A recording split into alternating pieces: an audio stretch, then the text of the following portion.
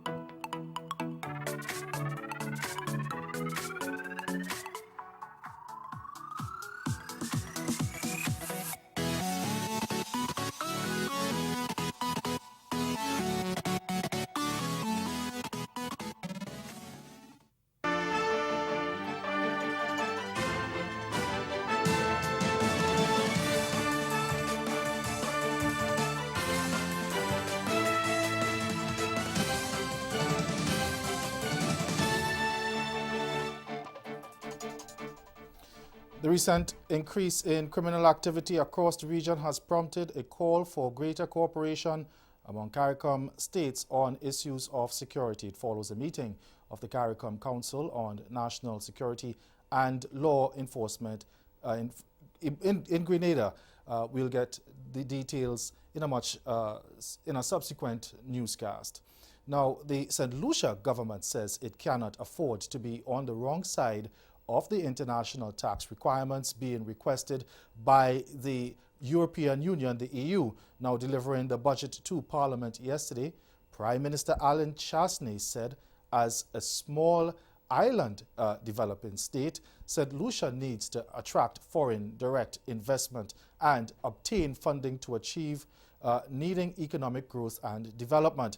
And he said failure to comply on international tax matters would affect the investment climate, availability of funding, and general perception. Chasney said his administration would therefore continue its efforts to meet the international standards on tax transparency and the exchange of information which have been set not only by the EU but also by the Global Forum and the OECD. Trinidad and Tobago's Attorney General Faris Alwari is sending a warning about the so-called Zessa culture in the Twin Islands Republic.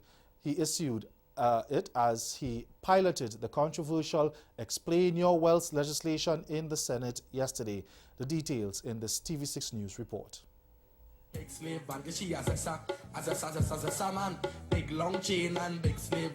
a music video which has amassed nearly 1 million views on YouTube alone. While it has taken the country by storm, Attorney General Faris Alwari believes it emits a troubling signal. And in our country, where we can be celebrating a song called the Zessa and glorifying a Zessa man with a Glock and a Beretta and enticing young people to join gang activity because of the bling, we intend to take the bling away. How? Through the Civil Asset Recovery and Management and Unexplained Wealth Bill 2019, where persons under investigation for offences under the Proceeds of Crime Act would get a chance to go before the court and explain how they got their assets. So message to all Zessas in this country, keep your receipts, show where you got it from your employment, put your trail of evidence together, or make sure that you are not on that block demonstrating unlawful gains. Alwari says he would be removing a $1 million painting at his office and putting it with an asset trustee. According to the AG, he was recently made aware of it when a member of staff told him that he should have it insured. I said, well, what are we doing with a $1 million painting? Only to realize that it was proceeds of crime given back to Trinidad and Tobago by the U.S. government in the Piarco Airport inquiry, received by Anand Ramlogan. Well, former Attorney General Anand Ramlogan says he has no comment concerning this. And the recent increase in criminal activity across the region has prompted a call for greater cooperation among CARICOM states on issues of security. And as we go back to that story, it follows a meeting of the CARICOM Council on National Security and Law Enforcement in Grenada. We get the details in this report from GBN News.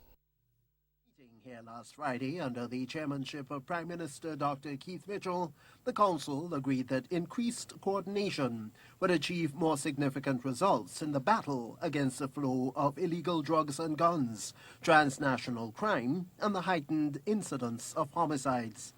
I got a brief about the fact that it was in serious financial troubles.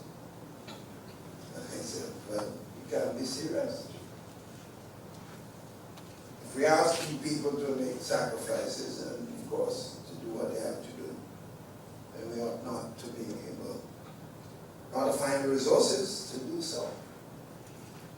I want to make it very clear that Grenada is, in my period of service, has always stood tall with respect to the financing of areas of security interests in the region, whether it's RSS, impacts, just name them. National security can never be overemphasized.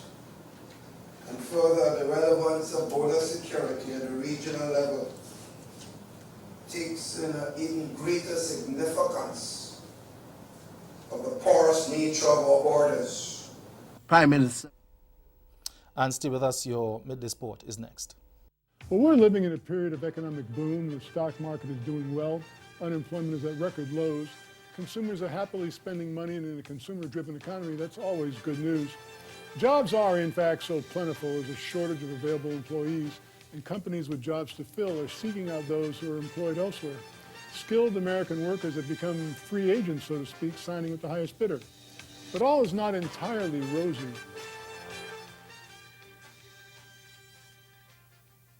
The Ministry of National Security is placing Tobago as a priority and tightening its borders. This as two refurbished interceptors were distributed to the Tobago Coast Guard to patrol the northern and western ends of the island. One would be stationed in Charlottesville and the other in Scarborough. So we've refurbished the first two of those 14 interceptors, and we took a strategic decision that those first two would be stationed in Tobago.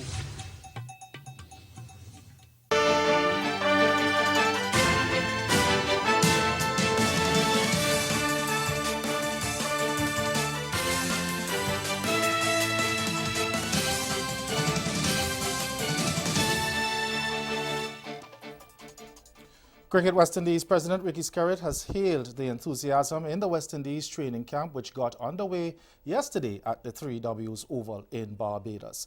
Now, Skerritt, along with Chief Executive Johnny Grave and Director of Cricket Jimmy Adams, visited the camp at UWE Cave Hill, where the one-day squad for the Ireland Tri-Nations series began their preparation. Now, addressing players and members of the coaching staff, Skerritt said he was pleased with the vibe resonating throughout the group. He said, quote, "We are in transit to Jamaica to conduct some important business, and we felt it was important to come and spend a few hours to connect with the players and wish them well for the remainder of the camp and the tour ahead. We are impressed with the vibe we got from everyone. There was a bit of a setback with the rain, but they were able to use the indoor facility, and it would see that they have gotten off to a very positive start." End quote. Key players like batsman Shea Hope, along with seamer Shannon Gabriel and Kemar Roach, all took part in day one of the camp. They were named in last week in a 14-man squad for the Tri-Nation series in Dublin, which involves Bangladesh and runs from May 3rd to the 17th. That's Caribbean in 10. Join us again at 6:30 for Caribbean Newsline. Good afternoon.